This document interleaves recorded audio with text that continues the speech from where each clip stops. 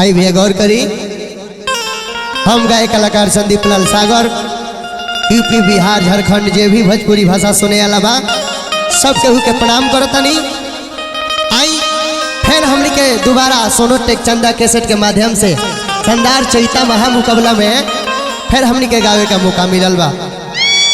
जेकर हमनी के मालिक बानी हंसराज रलहन, जेकर निर्देशक बानी डायरेक्टर बानी बड़ भैया हमारा अखिलेश कुमार यादव जी।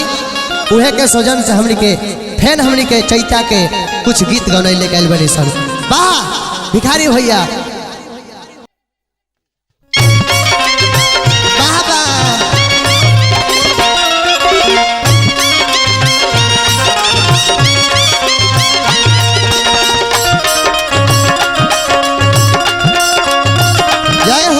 चनिया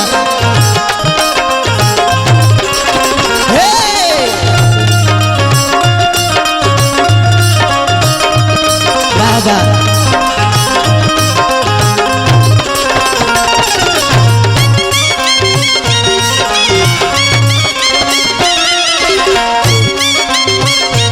जय हो।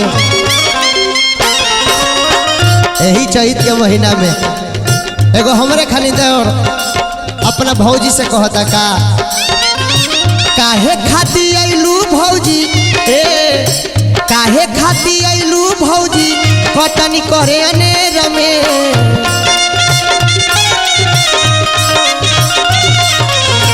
काहे खाती आइलू भौजी कटनी करे अनेर में। काट भौजी गेहूं तू बा काट भौजी तू बारू का ना हो आरे फेर में।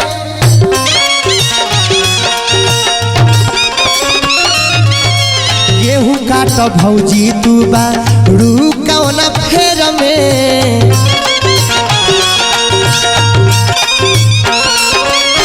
काहे खाती आइलू भौजी कटनी करे अनेर में। काहे खाती आइलू भौजी कटनी करे अनेर में। काट भौजी गेहूं तू काट भौजी तू रहेलू कौना हो फेर में।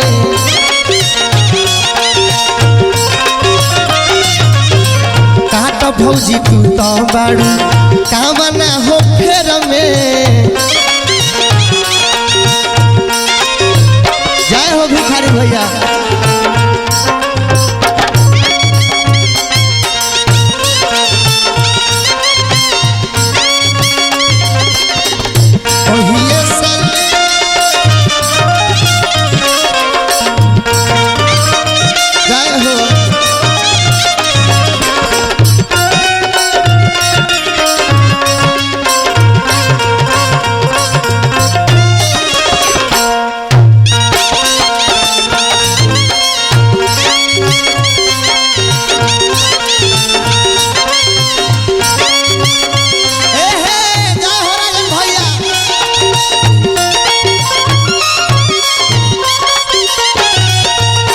लइकवा कहता एगो तो हमरा कटनी करे के फिक्र लागल बा आ तू काई करतारू।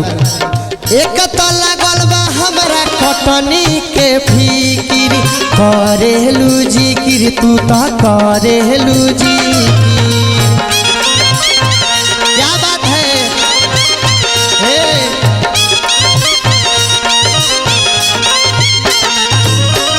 सुनो हमरा तो टेंशन भइल बा भौजी तू का करत भाई।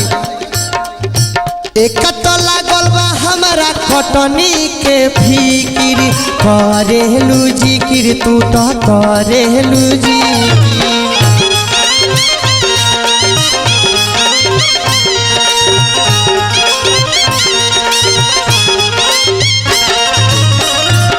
चना मसूरी सरसों सब माटी में मिल गई।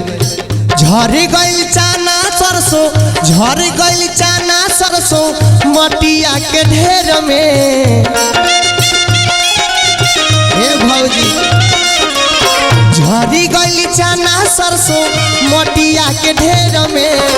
काट भौजी गेहूं तू काट भौजी तू रहेलू कौना हो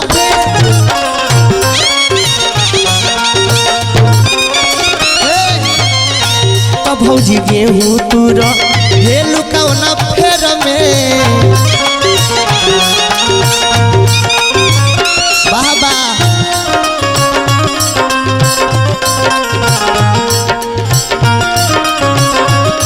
है।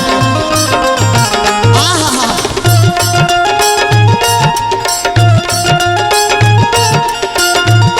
जय हो भिखारी भैया।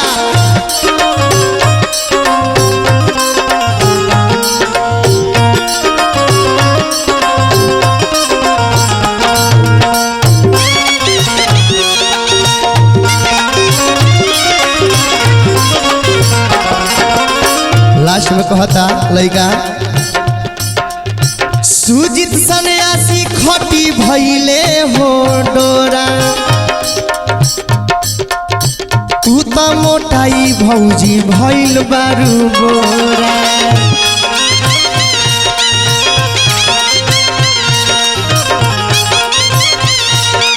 क्या बात है ए भौजी कौना चौकी के आटा तू खातरू हो। सुजित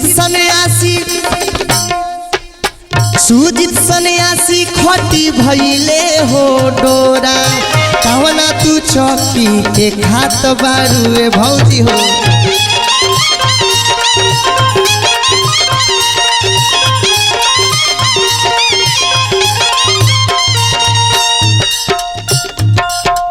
संदीप के बोला कैसे संदीप हो बारे गोरी तहरा हो फेर में।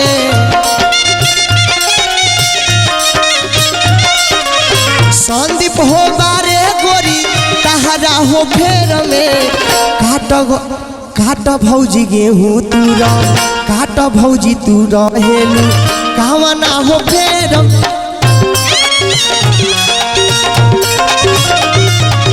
काट भौजी गेहूँ तू हेलू कौना फेर में। काट भौजी गेहूँ तू हेलू कौना फेर में। काट भौजी गेहूँ तू